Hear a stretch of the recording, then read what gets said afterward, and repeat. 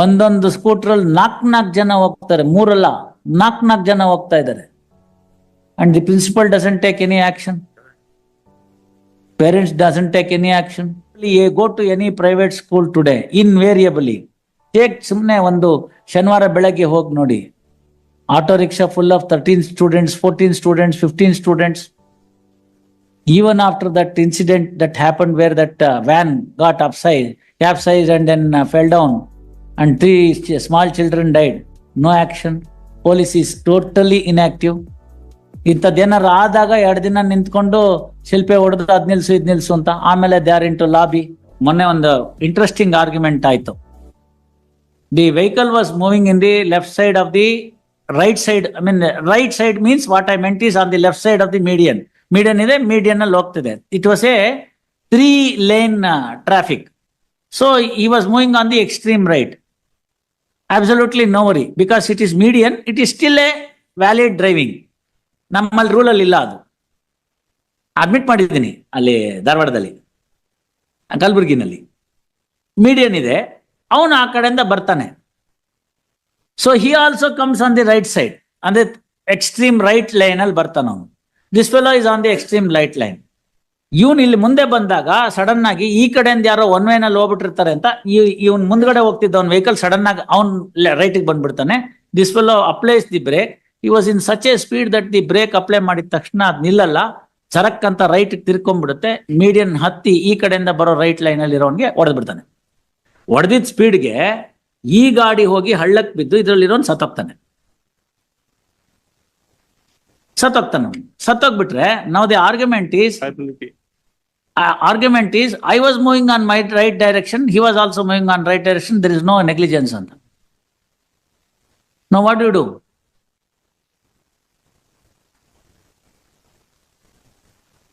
ಇವನ ಇನ್ಶೂರೆನ್ಸ್ ಕಂಪ್ನಿನವರು ಅದನ್ನ ತಕರಾರು ತೆಗಿತಾನೆ, my vehicle was moving in the right direction.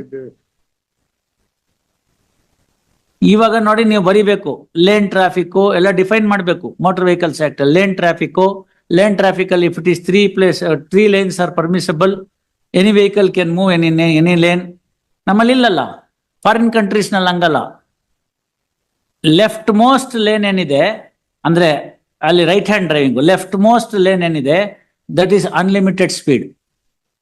Next to that lane is a speed limit that is applicable. Last lane is for the vehicles which cannot be moving in even that speed limit. Say for example, truck having a heavy load, it can't move in the prescribed speed of 100. He will be going in a lesser speed. He has to move on the extreme right lane. ಹಾಗೆ ನಮ್ಮಲ್ಲಿ ಕೂಡ ಇದೆ, extreme ಲೆಫ್ಟ್ಗೆ lorry traffic ಇರಬೇಕು, ಅದಾದ್ಮೇಲೆ ಒಂದು speed limit ಇರಬೇಕು, last ಅಲ್ಲಿ free lane ಅಂತ. ಇಲ್ಲೇನಿಲ್ಲ ಇಲ್ಲಿ.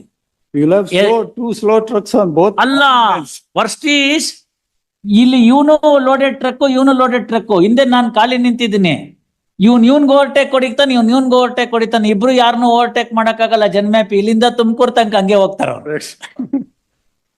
ನಾವ್ ಹಿಂದ್ಗಡೆ ಹೋಗ್ಬಿಟ್ಟಿರ್ತೀವಿ, ಏನ್ ಮಾಡ್ತೀರಾ? ಇವನು ಬಿಡೋದಿಲ್ಲ, ನೀವೇನ್ ಮಾಡ್ತೀರಾ ಅವಾಗ? And this happens when KSRTC and private bus are on the tax.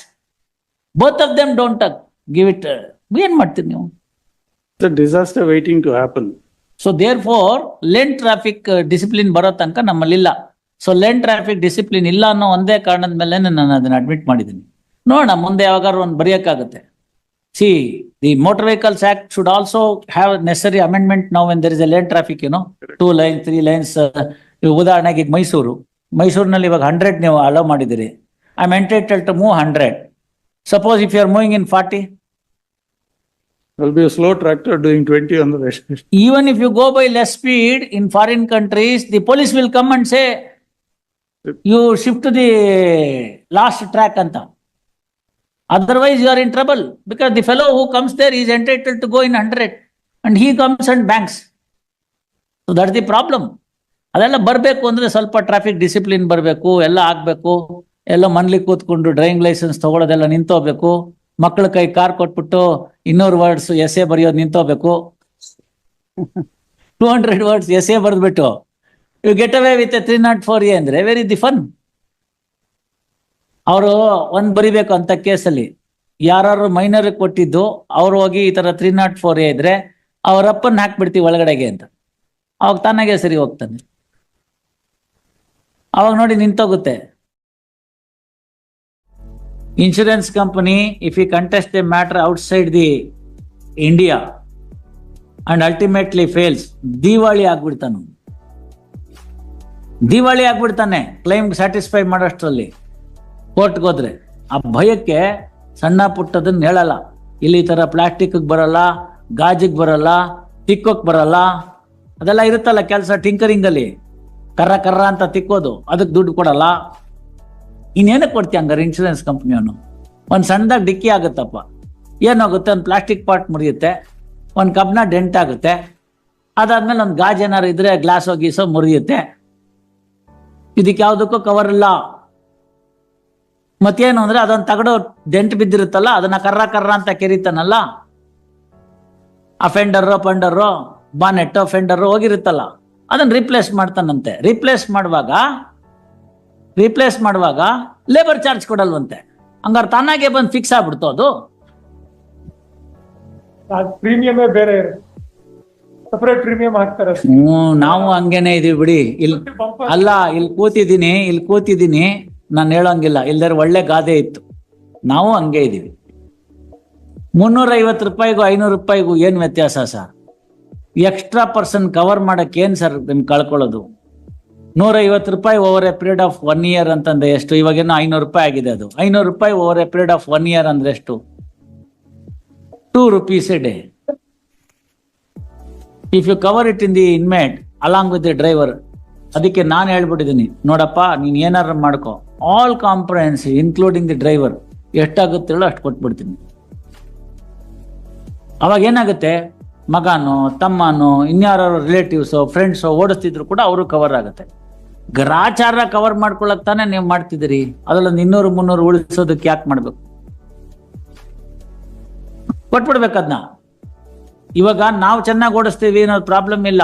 ಬೆಳಗ್ಗೆ ಎದ್ದು ಬೇಡ್ಕೋಬೇಕು, ಎದುರುಗಡೆಯಿಂದ ಬರೋನ್ಗೂ ಒಳ್ಳೆ ಬುದ್ಧಿ ಕೊಡಪ್ಪ ಅಂತ. ಯಾಕೆಂದ್ರೆ ಮೀಡಿಯನ್ ಹಾರ್ಕೊಂಬಂದ್ ಈ ಕಡೆ ಹೊಡಿತಾನವನು. We should pray in that fashion. You could even be stationary, somebody will hit you. No, that is there, that is covered.